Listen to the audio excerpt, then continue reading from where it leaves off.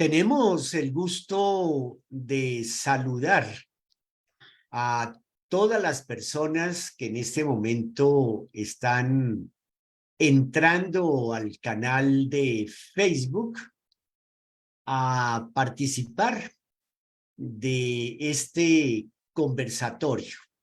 Les invitamos desde ahora a hacer sus preguntas, formular sus inquietudes, hacer sus aportes. Vamos a iniciar con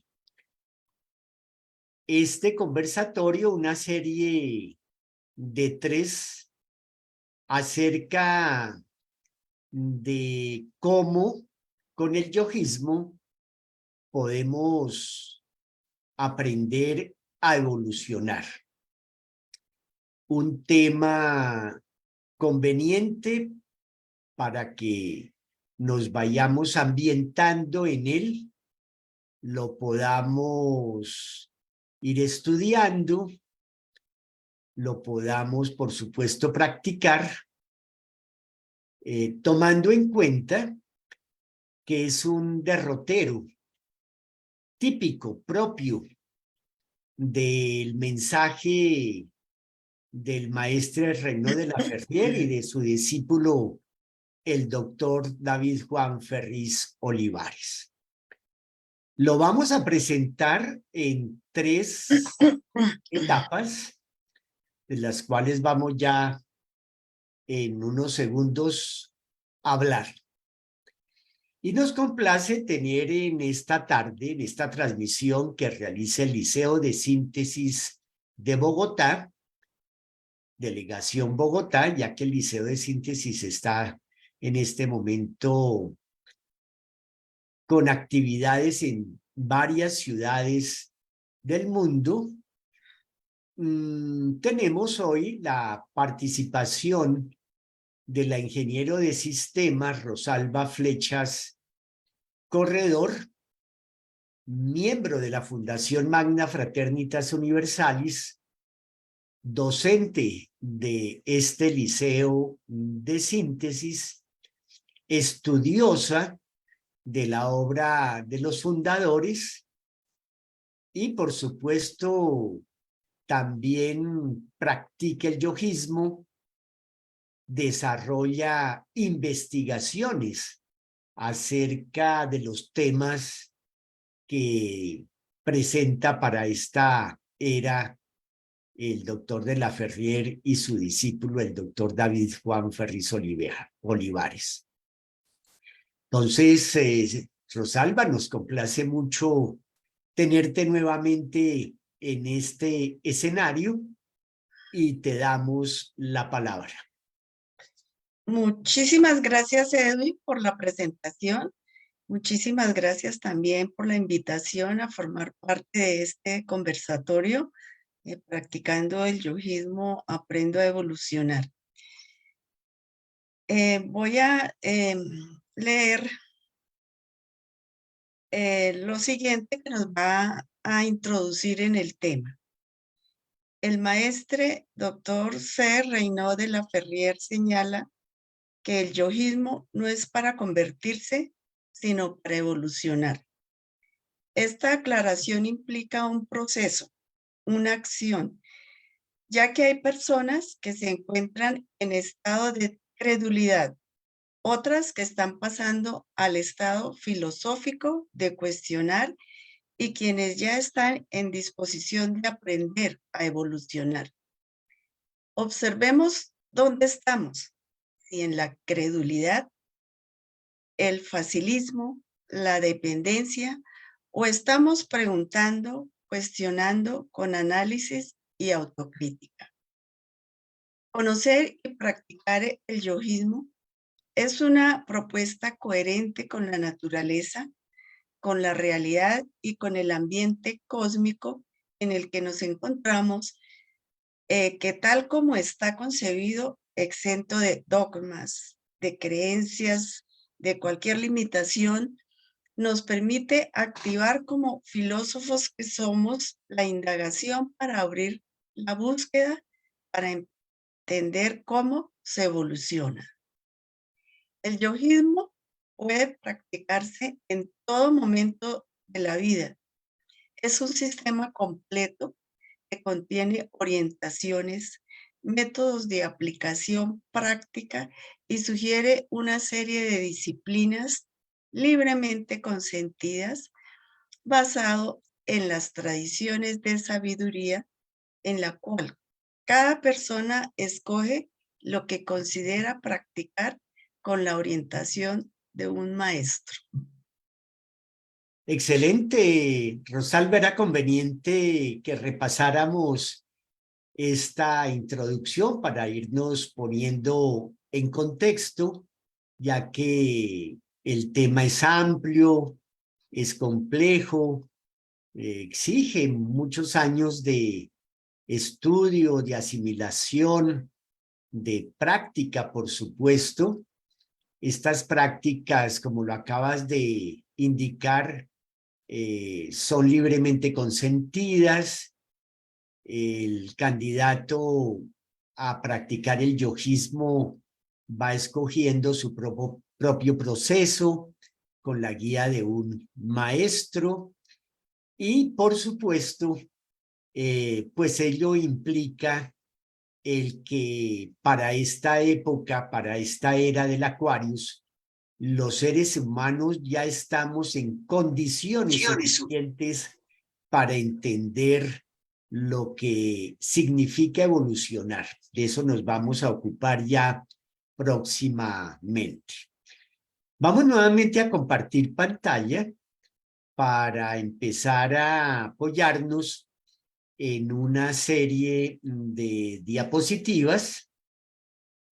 Con estas diapositivas queremos llevarles a ustedes un poco mejor la ilustración de lo que representa este tema. Hemos escogido esta gráfica, esta fotografía que nos provee la alcaldía de Medellín, aquí en Colombia, un grupo de jóvenes que están compartiendo en un ambiente, parece muy lúdico y a la vez muy educativo, propio de las características de la mentalidad de hoy en día. Como ustedes pueden observar, hay un ambiente distensionado, un ambiente de compañerismo, de alegría. Muchos están muy atentos a lo que se está realizando. Un trabajo en grupo, un trabajo en equipo, que es la manera como empezamos a entender indudablemente la evolución. Vamos entonces a abordar el tema con base en 3 etapas, como lo indica el doctor de la Ferrier, en que la primera es cuando nos encontramos como personas creyentes. Ese es un tema que nos acompaña prácticamente toda la vida. No es un problema, pero puede volverse un problema cuando solo nos ubicamos exclusivamente de manera muy estricta en esta dimensión de nuestra mente. Una mente totalmente creyente, sometida y, por supuesto, con todas las implicaciones que ello trae. La creencia no solamente está presente en la religión, la creencia está presente en la ciencia, cuando un científico solamente, digamos, se desenvuelve en función de un paradigma. Lo mismo sucede en la misma filosofía. De hecho, vamos a hablar hoy un poco del tema de la filosofía. Y entonces, justo con la filosofía, el ser humano puede empezar a abrirse a un campo mental típico propio de su ser que le va a permitir, digamos, trascender, es decir, salir de su condición exclusivamente de creencia. Y luego, finalmente, pasando, digamos, por esta segunda etapa del desarrollo de su ser como filósofo, pues empieza a estudiar el yogismo para entender la evolución. Entonces nos vamos a acompañar inicialmente de un cuadro que hemos preparado aquí con Rosalba, que nos va a permitir ir viendo poco a poco el desenvolvimiento a través de estas tres etapas. Entonces invitamos a Rosalba para que nos haga el primer aporte. Vamos a procurar hacerlo basados en ejemplos, ya que pues el ejemplo es como la imagen, ¿no?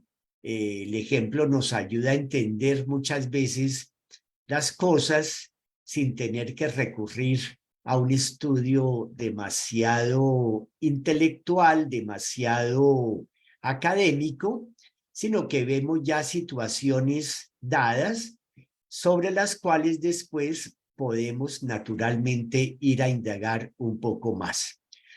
Todos los seres humanos somos filósofos.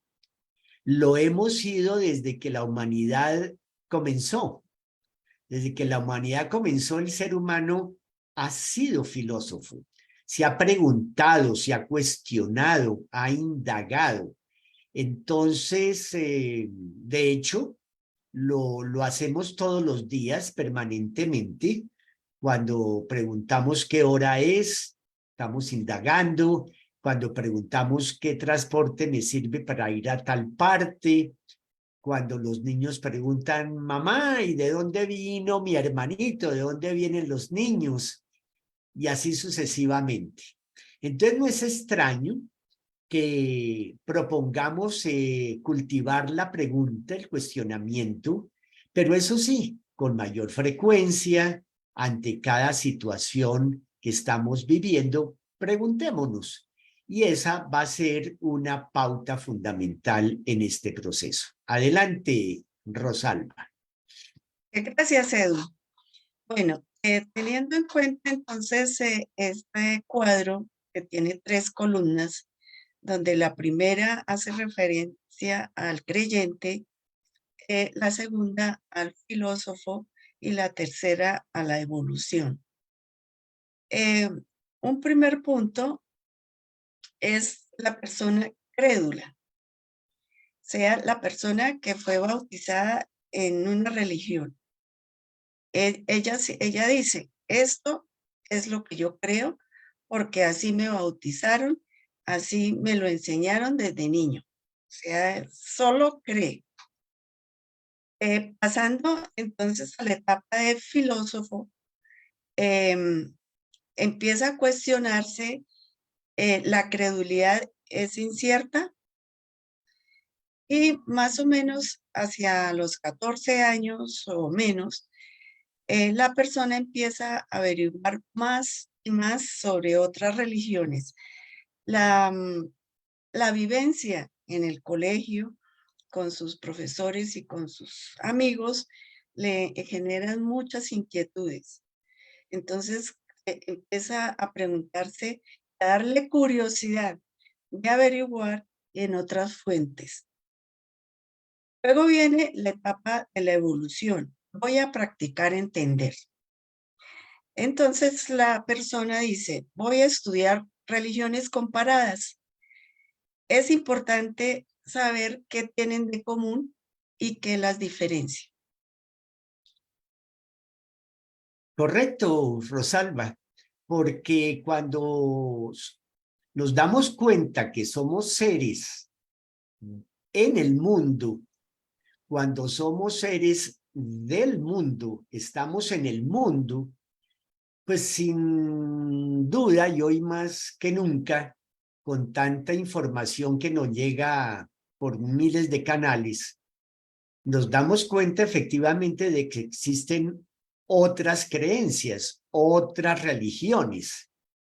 Y entonces seguramente eso inquiete mucho a los jóvenes se van a preguntar el por qué existen otras religiones, y por eso muchas veces algunas religiones insisten en que son la única verdadera, la única que es totalmente válida, que las otras no son convenientes. Hay sospechas contra las otras religiones, y eso ya es lo que marca una gran diferencia entre este tipo de creencia completamente estricta y muy radical.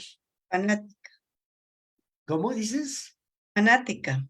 Fanática, correcto. Muy bien.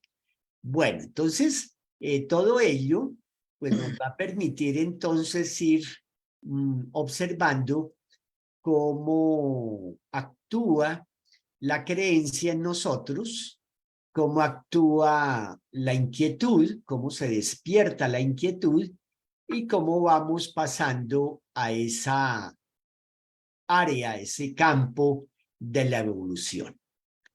En la creencia también tenemos el caso de que estamos sometidos a una autoridad impuesta.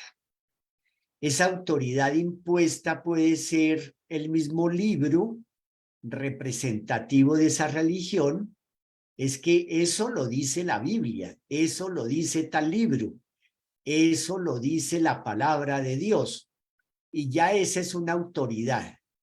Otra autoridad es el representante mundial de esa religión, o también, por supuesto, el representante local de la ciudad o del sector en donde se reúne el grupo, y entonces está sometido también indudablemente, como conocemos los casos, a la misma autoridad del padre o de la madre, que son muy creyentes, muy fanáticos, y el hijo, la hija, tienen que someterse sin derecho a cuestionar, a preguntar nada al respecto.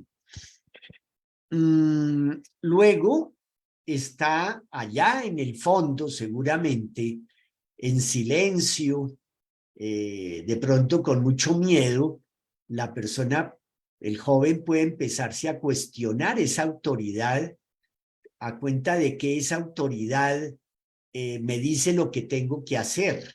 Ah, pero es que indudablemente le van a decir, no, es que esa es la autoridad que conoce, que ha estudiado, ha profundizado en el tema, y entonces no se le puede cuestionar desde ningún punto de vista. Y ya cuando la persona logra desatar su capacidad de preguntarse por sí misma y perder el miedo a ese sometimiento, entonces va a buscar una autoridad sabia que, en cambio de someterlo, lo libere. Esa es la gran diferencia entre una autoridad sabia que libera y una autoridad que se impone para someter por obligación y por miedo. Tenemos el caso, me pareció interesante mostrar aquí una similitud que puede haber entre el animalito que está enjaulado, no puede salirse de esas rejas, está completamente privado de su libertad, lo dejan vivir, claro, pero privado de su libertad. Muchos zoológicos y muchas instituciones están hoy en día trabajando por ayudar a ese animalito a recuperar su condición natural y poderlo devolver a su ambiente, digamos, selvático, a su ambiente original. Y tenemos el caso, y hoy en día permanentemente por las redes sociales nos están llegando pequeños videos acerca de cómo muchos de estas organizaciones y zoológicos liberan al animalito una vez que está preparado para retornar a su hábitat. Entonces, asimismo, tenemos el caso de estas etapas, de estos procesos por los cuales vamos pasando los seres humanos. Adelante, Rosalba. Gracias, Edwin. Bueno, tenemos en el siguiente punto, la palabra de Dios es literal. Por ejemplo, Dios creó el cielo y la tierra. Y en eso creo, y porque pertenezco a una familia súper creyente, y solo creo lo que dice la Biblia. Es el caso, pues, de la etapa del creyente. Luego pasa el filósofo, empieza a cuestionarse también al respecto y dice, ¿lo escrito puede tener opciones? Se pregunta. Entonces, es la persona que dice, voy a estudiar otros autores, voy a empezar a investigar por internet, puedo comenzar a mirar otros autores que hablen sobre el mismo tema, cómo se creó la Tierra de acuerdo a otros autores, porque se empieza a cuestionar, a indagar, o sea, no se queda solamente con la creencia, sino va a buscar un poco más al fondo. Y ya en la etapa de la evolución, dice, voy a indagar varias opciones. Entonces, esa persona decide tomar un curso sobre el origen del universo. ¿Sí? Un salto grande, ¿no? De pasar de la Sí, creencia a tomar esta decisión. Sí, es importantísimo la parte de filosofar. sí, Rosalba, un caso típico del cual me acabo de acordar es tomar literalmente la indicación del Antiguo Testamento sobre el sacrificio del animal. Y entonces, en general, cuando no se pregunta, no se cuestiona, no se indaga, se consideran que las cosas son así y se realizan esos sacrificios de animalitos. Sin embargo, desde el punto de vista del filósofo, que va a buscar otros significados, como tú indicas, no se trata en sí de sacrificar al animalito, ya sea una oveja, una vaca, cualquier animalito, sino se trata de transformar el sentido animal que somos. O sea, nuestra parte más elemental, nuestra parte más irracional. Entonces, el sentido del sacrificio es cómo logro, a través de técnicas que me enseña el yojismo, a transformar ese sentido irracional, ¿no?, en un potencial favorable para el desarrollo humano. Ese es un caso típico de tomar las cosas al pie de la letra. Hay muchos otros ejemplos, pero por ahora refiramos a ese. Sí, ahí es cuando uno también ve las contradicciones de las religiones, porque uno de los mandamientos es no matar, pero sí permiten matar un animal porque es como una ofrenda para Dios, al Señor, ¿sí? O sea, ahí es que las personas empiezan a cuestionarse. Correcto, correcto. Aquí tenemos también que aclarar que el Liceo de Síntesis y la Fundación Magna Fraternitas Universalis, sus fundadores, no están en contra absolutamente de ninguna religión. Respetamos completamente la creencia religiosa de toda persona. Sin embargo, la invitamos a que estudie, a que indague, a que pregunte, a que profundice en su propia creencia, en su propia religión. Es bueno y conveniente hacer esta aclaración porque si bien es cierto que nos estamos refiriendo a aspectos muy radicales y fanáticos de la religión, no significa que siempre hay ese aspecto tan, digamos, negativo, porque hay personas que evidentemente profundizan históricamente, profundizan en esos sentidos de significado de su propia creencia. Y hoy más que nunca se está dando eso. Bueno, tenemos el otro caso que es vivo temeroso de Dios y de su castigo. Este es un tema que pues hay que referirnos a él porque venimos de una época en que se, digamos, propiciaba el castigo. Ya hoy en día, por ejemplo, se está evitando que a los niños se les castigue, más bien se les llame a la observación, a la reflexión, que se les haga entender, se les pregunta ¿por qué hiciste por qué hiciste tal cosa? ¿No te parece que el haberlo hecho afectó a otros? Es decir, se le llama la reflexión. Entonces ya estamos pasando de esa etapa en que se vivía temeroso de Dios y se castigaba indudablemente a las personas por no acatar como dictaba la autoridad.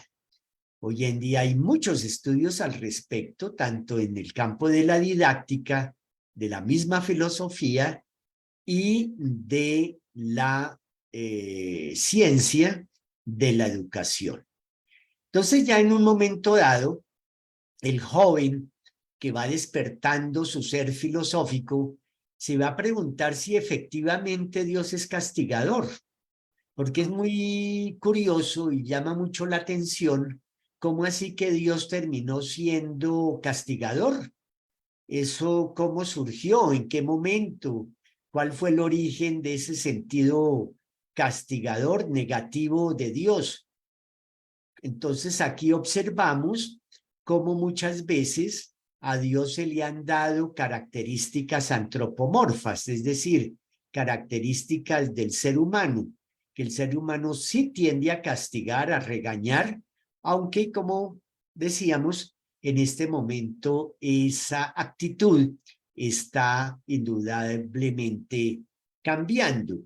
Entonces, ya desde el punto de vista de la evolución, lo que va a hacer la persona, una vez que se ha cuestionado ese sentido de lo divino, que Dios no puede ser castigador y que ya no estamos en la época del castigo, pues va a asumir más bien su propia búsqueda espiritual como corresponde a el desenvolvimiento normal y natural de la vida.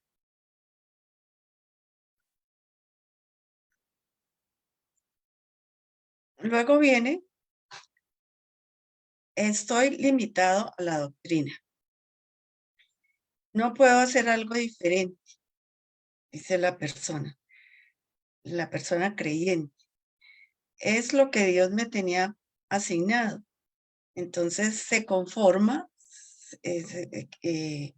está siguiendo las normas de esa doctrina y no está como encauzado, está desmotivado, no puede moverse, no puede pensar diferente.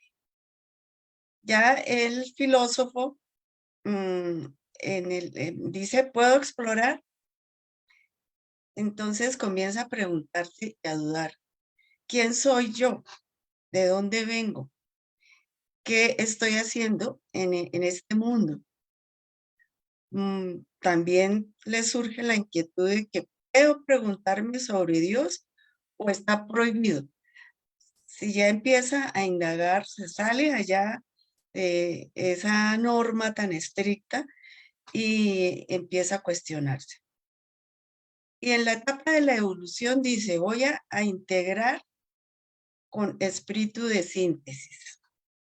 Entonces, la persona dice, voy a estudiar los conceptos sobre el mismo tema en diferentes religiones.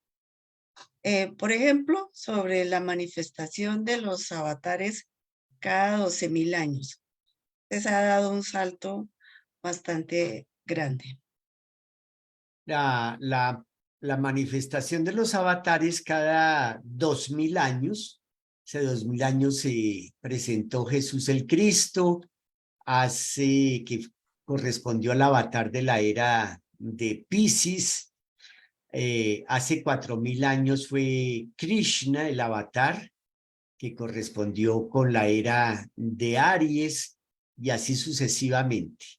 En las eras también se manifiestan seres muy evolucionados que vienen a acompañar la, la misión del avatar, como en el caso de la era de Aries, Siddhartha Gautama, el Buda, Moisés, y en esta reciente era que acaba de terminar, la era de Piscis, un ser muy evolucionado que vino a ayudar a completar la misión de Jesús el Cristo fue Mahoma.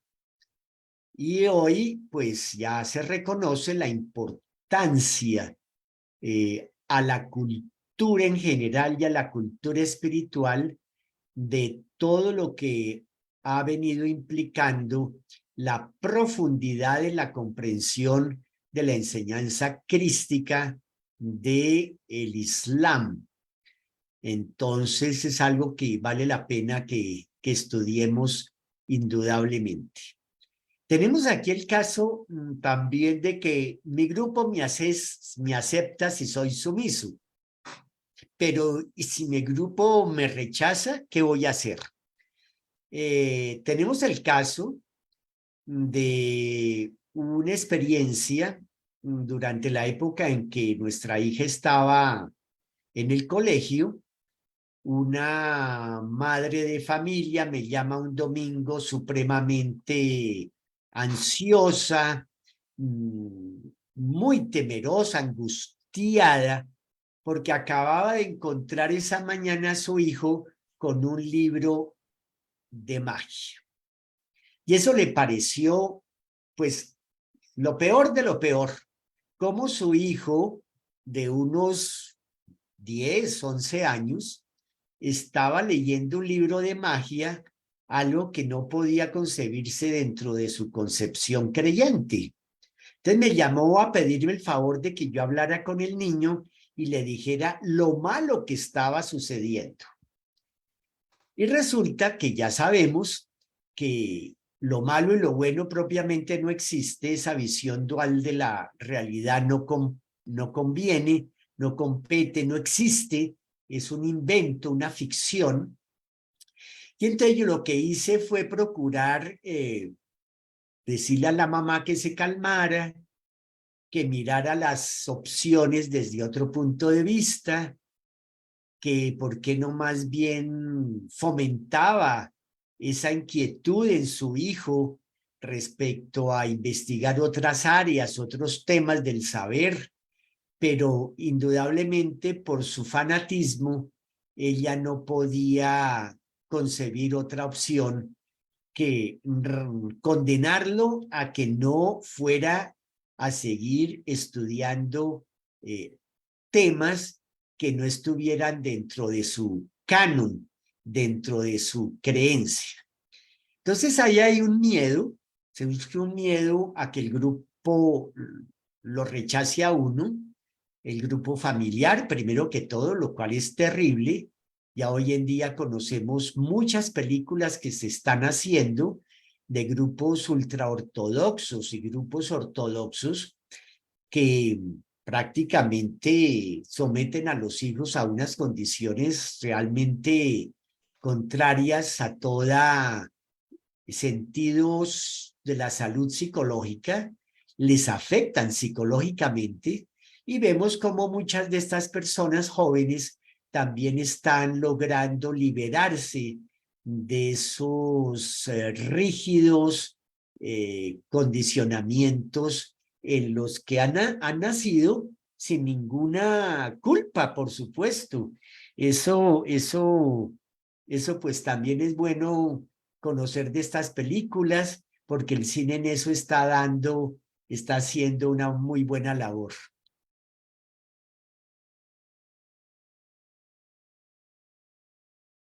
Adelante, Rosalba. Ay, gracias, Edwin. Pensé que se le había ido la señal. El siguiente punto dice, no tengo opción de disentir. Es decir, es la persona que dice, si no estoy de acuerdo, me condeno. No puedo cuestionar. Y es que pues no se lo permite en su doctrina como creyente. El filósofo dice, ¿existe el pecado? ¿Qué es el pecado? Por ejemplo, la envidia, que es uno de los 7 pecados capitales de la religión. Entonces empieza a preguntarse y a cuestionar sobre ese aspecto. Y en la parte de la evolución está el punto que habla sobre estudié que el pecado es un invento. O sea, estudió varios filósofos que han cuestionado el tema del pecado. Se está investigando muchísimo más al respecto. Sí, esta parte es muy interesante, Rosalba, porque como lo vamos a ver a continuación, solo puedo creer en una imagen. Y así como el pecado, muchísimas veces ya hoy en día eso está muy claro, que la imagen a través de la cual se ha representado a Dios es generalmente ficticia, artificial.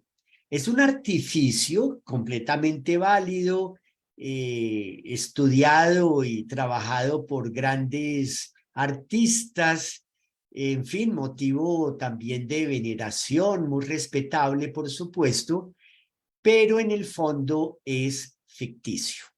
Es muy difícil, ya no sé cómo cada quien lo conciba, por eso invitamos a estudiar y a profundizar en la religión en la cual cada quien siga, porque es importante saber dónde estamos parados, a qué nos sometemos cuando estamos frente a una imagen religiosa, cuando se nos dice que somos pecadores, en fin. Yo recuerdo, estaba en quinto bachillerato y llegaron los jesuitas de la nueva generación a confesarnos en el colegio. Yo me acerqué para la confesión del Viernes Santo, le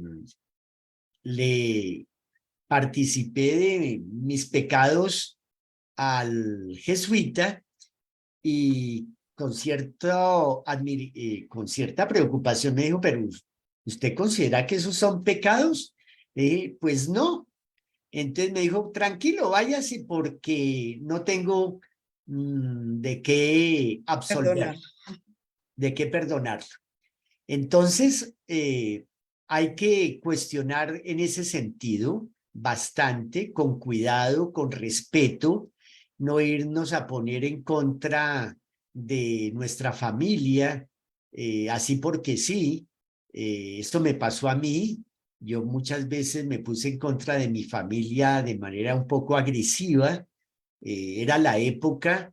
Hoy en día reconozco que no era la forma, no era la manera, pero sí hay, digamos, elementos suficientes de estudio, de apoyo para más bien, en cambio de asumir una actitud dogmática, más bien estudiar con, con atención, estudiar buenos autores, tener el método apropiado de estudio para profundizar en ese sentido de lo religioso, porque no hay religión inapropiada, más bien hay sesgos o desorientaciones, principalmente por parte de los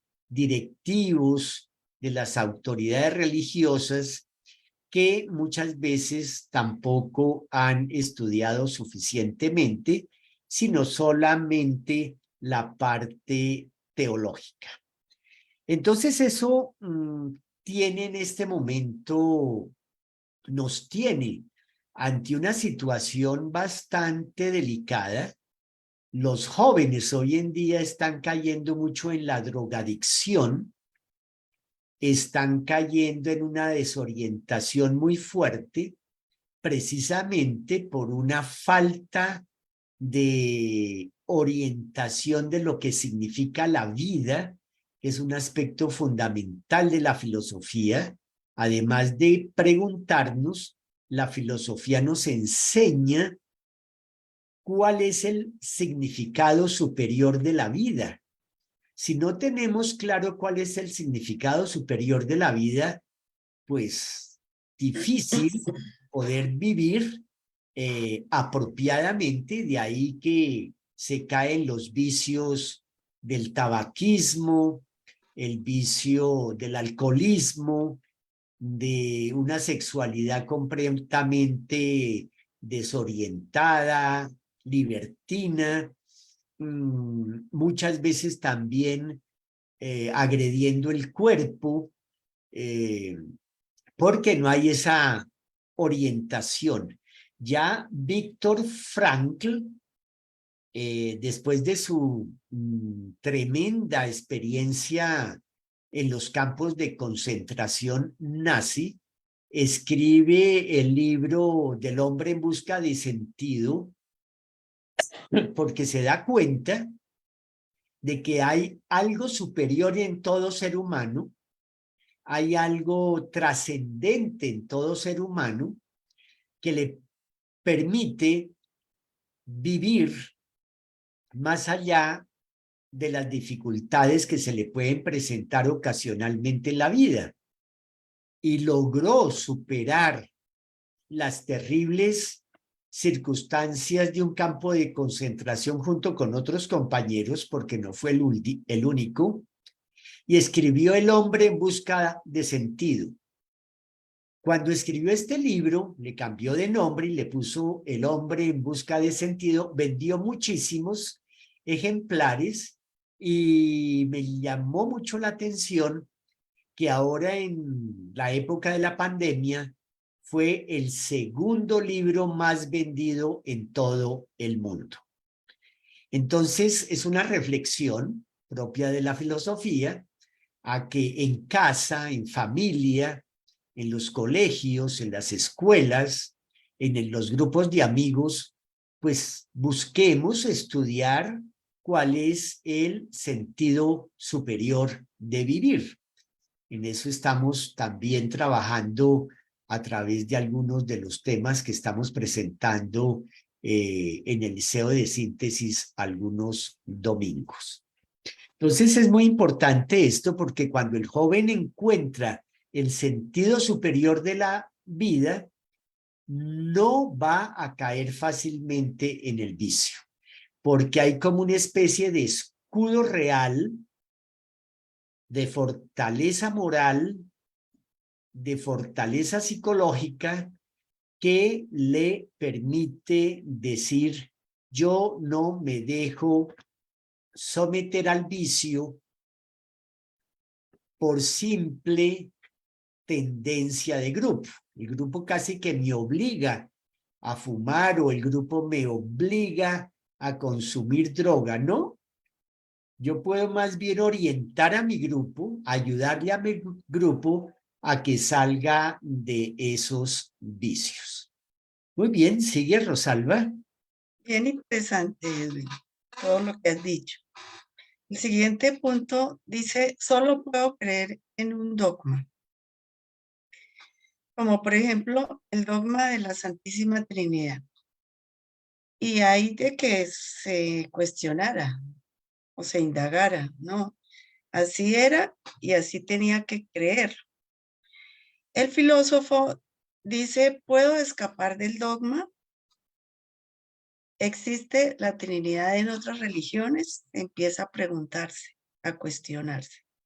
Y en la etapa de la evolución, entonces está la opción de que estoy practicando buscar la verdad.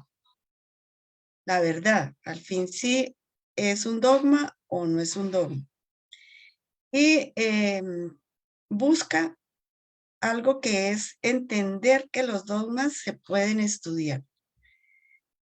Se pueden exactamente estudiar acerca del dogma de la Santísima Trinidad y empieza a mirar y a investigar que en otras religiones también existe la Trinidad. Así es, Rosalba. Bueno, quería que hiciéramos un pequeño alto. ¿Cómo estamos en el ambiente del Facebook? Tú, por favor, puedes mirar qué está sucediendo, si hay preguntas. Volvemos a invitar a las personas a que nos compartan sus preguntas, sus inquietudes, hagan sus aportes al respecto. Bueno, tenemos 13 personas que nos están siguiendo.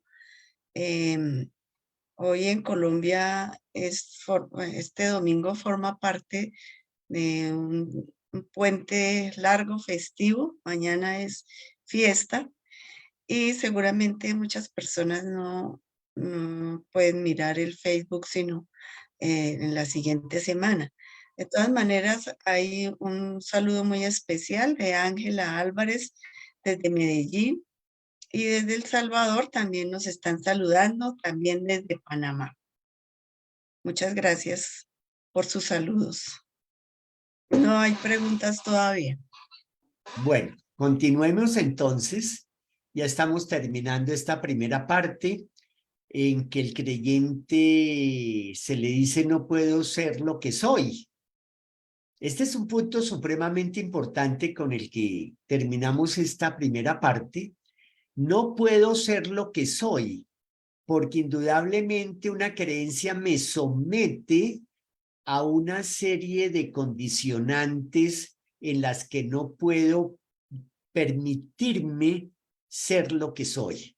Si soy un investigador, no puedo, porque tengo que estar sometido a lo que esa creencia me impone. Como decíamos al principio, no solamente en el campo religioso, puede ser en el campo de la ciencia, de la misma filosofía. Entonces, no, pues estoy enjaulado como un animalito que lo encierran en su jaula, si pueda ser como dice la canción, en una jaula de oro. Y resulta que el ser humano es un ser universal que poco a poco va desarrollando esa universalidad.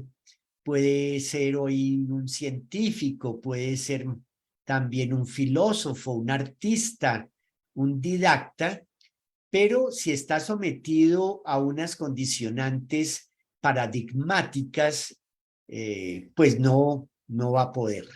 Entonces queda frenado, en cierto sentido se le frena la evolución, no la pierde, pero se estanca la evolución.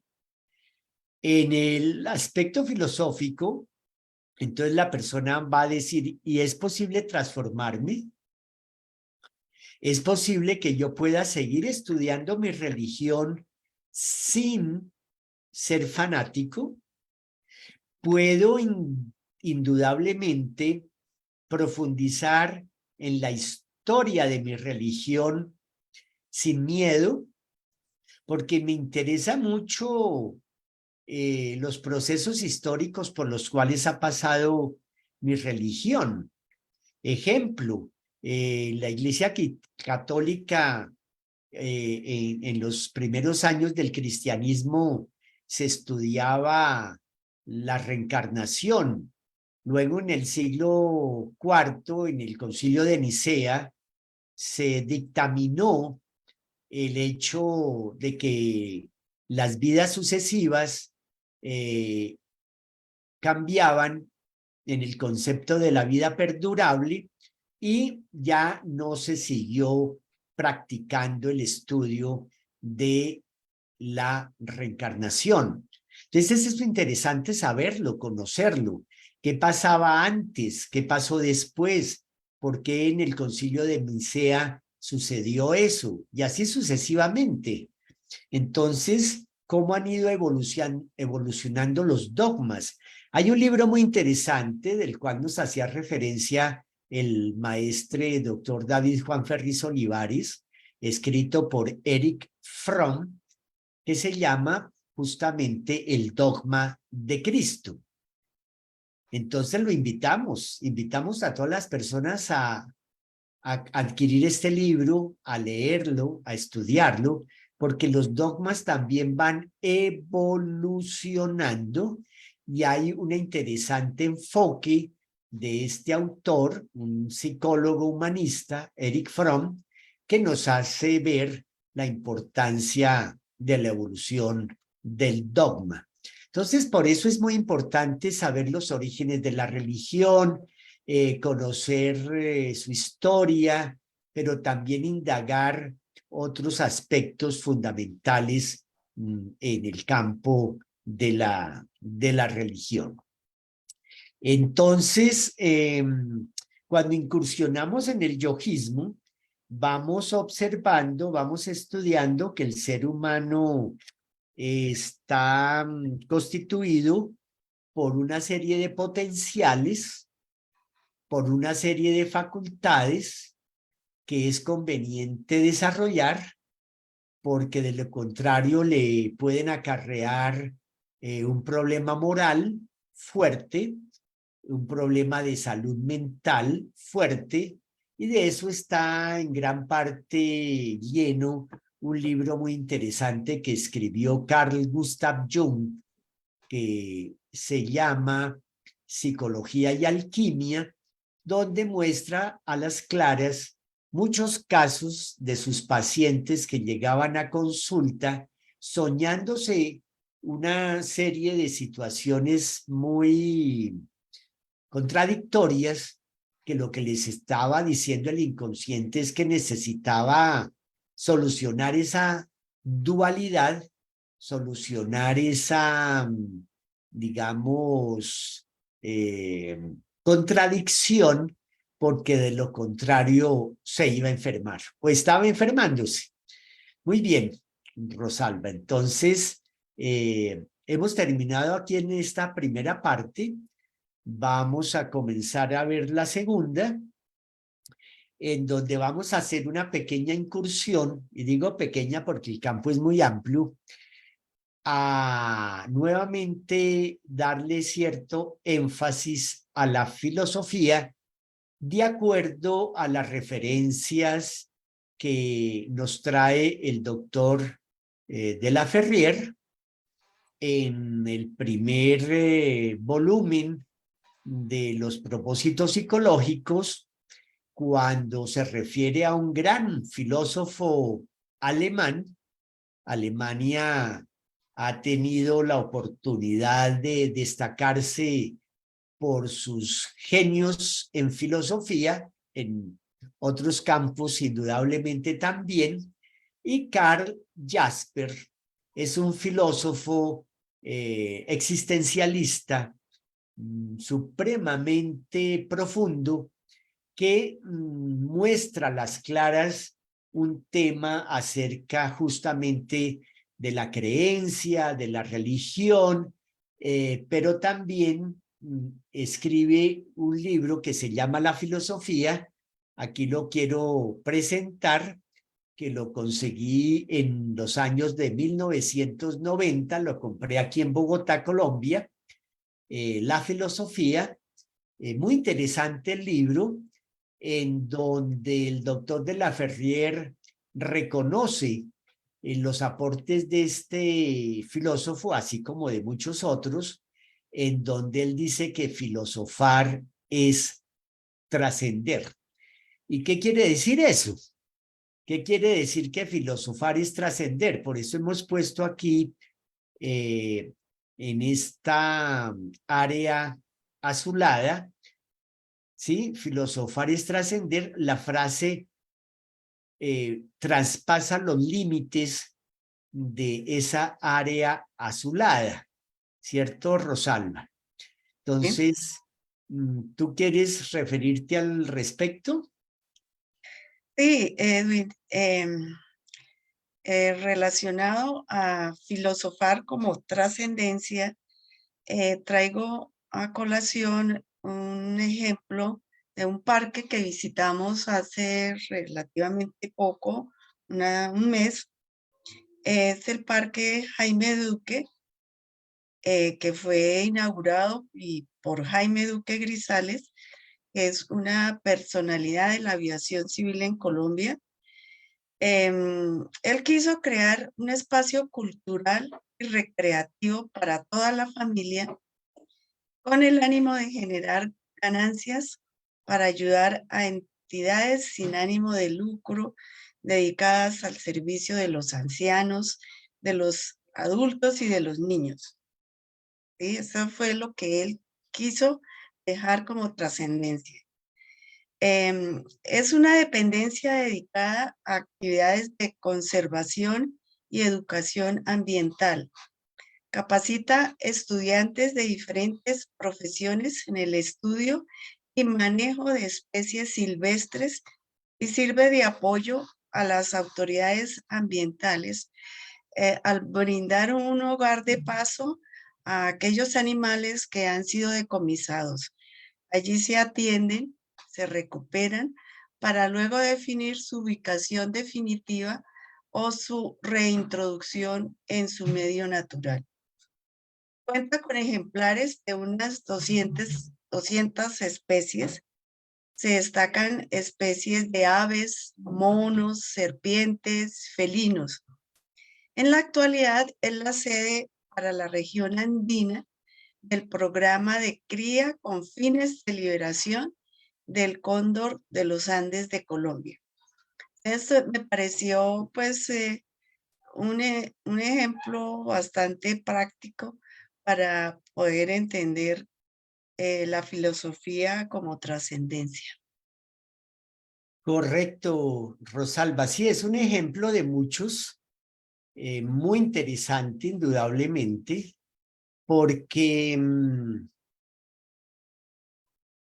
dentro del proceso en el que estamos, filosofar es preguntarse, indagar, cuestionar, y eso nos va permitiendo ampliar nuestro mundo. El ser humano necesita ampliar su mundo, como cuando el niño nace y empieza a gatear y empieza a explorar el espacio en donde él se encuentra, con el gateo, después caminando, luego preguntando, ¿los niños de dónde vienen?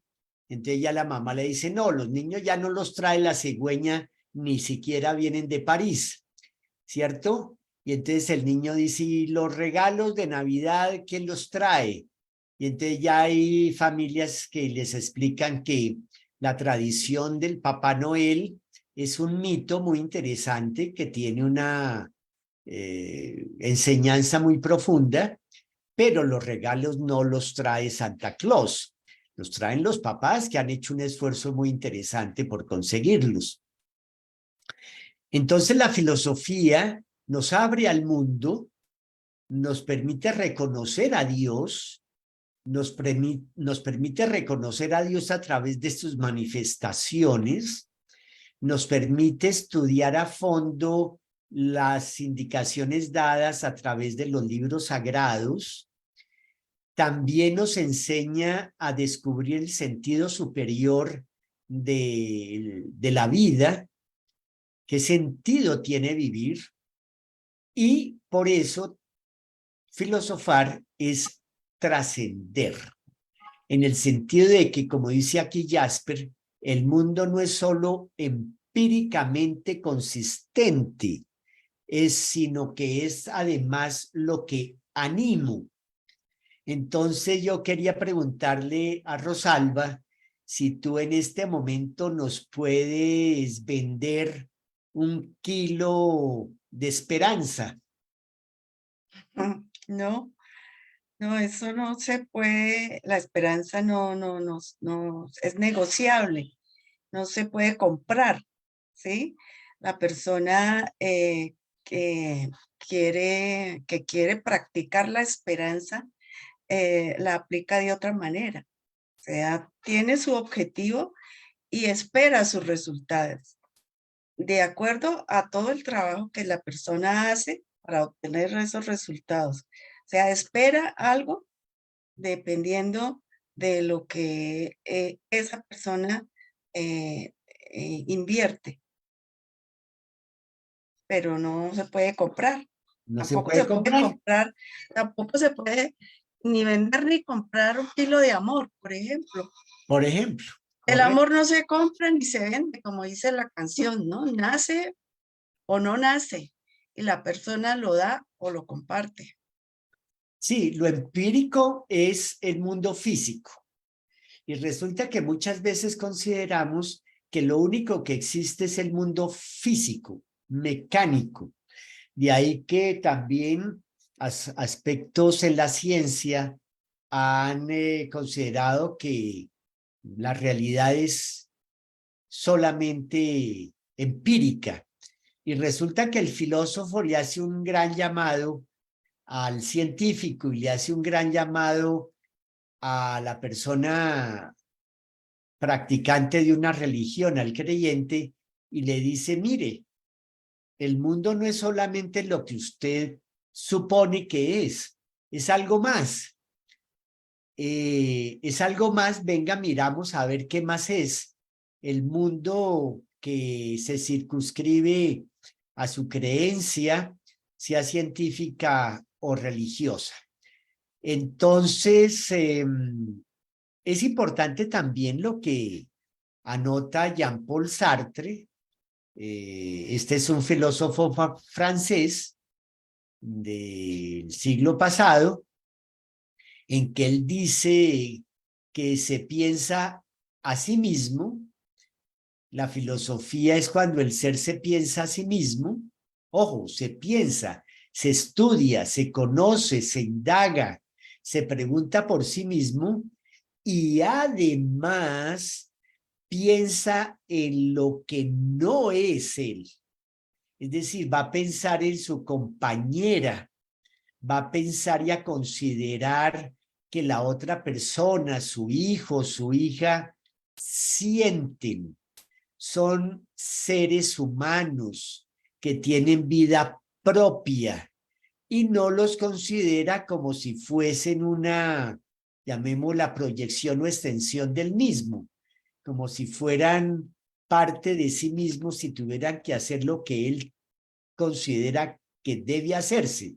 No, respeta su libertad, aprende a respetar su libertad, aprende a respetar su individualidad. Entonces, en la filosofía nos enseña a pensar en sí mismos y a pensar en lo que no somos, ¿no? Es decir, por ejemplo, alguien que empieza a considerar la importancia de una piedra, de un animalito, de otro ser humano, de un familiar, de la compañera, del compañero.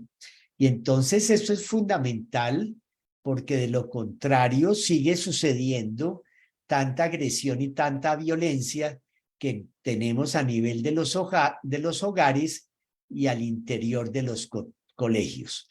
Por eso dice aquí Martin Heidegger, otro filósofo, situar un mundo fuera de él, de traspasarse el mismo y comprender este mundo, es decir, comprender el mundo que nos rodea, incluyendo el mundo de nuestro ser interior, incluir nuestras células. Por eso hablábamos de la importancia de los jóvenes hoy en día, que necesitamos ofrecerles un sentido superior de vivir para que reconozcamos lo que están sintiendo y lo que están viviendo nuestras células hepáticas cuando ingerimos alcohol, o qué está pasando con nuestras neuronas cuando fumamos o cuando tomamos cafeína, consumimos cafeína. Lo mismo sucede con las drogas psicodélicas, la marihuana, que hoy en día prácticamente se oficializó, pero cuando la persona se vuelve adicta a la cannabis, a la marihuana, eso trae, ya está científicamente comprobado, una serie de efectos muy nocivos, tanto de degradación moral, mental, psicológica, como indudablemente física. Rosalba. Sí, Edwin, es así, cierto, todo lo que tú has dicho. Parece unos planteamientos bastante interesantes. Por eso es que la práctica del yojismo, como lo decíamos al comienzo, a través de unas disciplinas libremente consentidas, nos van a ayudarle a la humanidad a, a salir de esos velos de creencia, a aprender siempre a preguntarnos y a investigar todo lo que nos digan, si es cierto, si no, y siempre como lo recomienda el doctor de la Ferrier, buscar otros autores que le puedan explicar esas dudas, ¿no? Sí, así es. Bueno, hemos entonces completado lo que teníamos preparado para esta primera parte. Invitarles de hoy en 8 días a continuar con la segunda. En esta segunda parte vamos a presentar un tema supremamente importante, porque si bien todos evolucionamos, los seres humanos evolucionamos, la humanidad está en evolución, los vegetales, los animales, los minerales evolucionan junto con nosotros. Hay algo particular, hay algo especial cuando el ser humano opta por evolucionar conscientemente. Ya no sigue la línea, ya no sigue el mecanismo natural de la evolución tal como lo conocemos. Ya tiene que situarse en otro nivel. Y a eso es que nos vamos a referir con las indicaciones dadas por los maestres, por los fundadores, respecto a la evolución humana. Es como si encendiéramos un interruptor y activáramos otros mecanismos superiores para entrar conscientemente en ese proceso de la evolución humana, porque de lo contrario nos tocaría aguantarnos pasivamente el proceso natural de la evolución, y eso se vuelve larguísimo y lentísimo. Por el contrario, podemos activar esos switches, podemos activar esos interruptores. El yojismo nos enseña a hacerlo con mucho cuidado, con mucha prudencia, para no ir a encender el switch, el interruptor inapropiado y generar una corriente de energía que al contrario de ayudarnos, nos puede achicharrar. Entonces, eso lo estudiamos en el yojismo, lo estudiamos con el yojismo y es algo que vamos a abordar el próximo domingo con la participación de ustedes, a quienes nuevamente saludamos. Saludamos a todas las personas que nos han podido acompañar en la tarde de hoy, quienes van a asistir próximamente a ver esta primera parte del conversatorio y también invitarlos a que sigan haciendo sus preguntas en estos días porque el canal de YouTube y el canal de Facebook lo permite. Por ahí el lunes o martes estaremos colocando este conversatorio, su grabación, en el canal de YouTube. Entonces, muchísimas gracias a todos, especialmente Rosalba, toda tu contribución, tus aportes, y les seguimos esperando a que nos sigan acompañando próximamente. Que estén muy bien. Hasta la próxima. Feliz noche.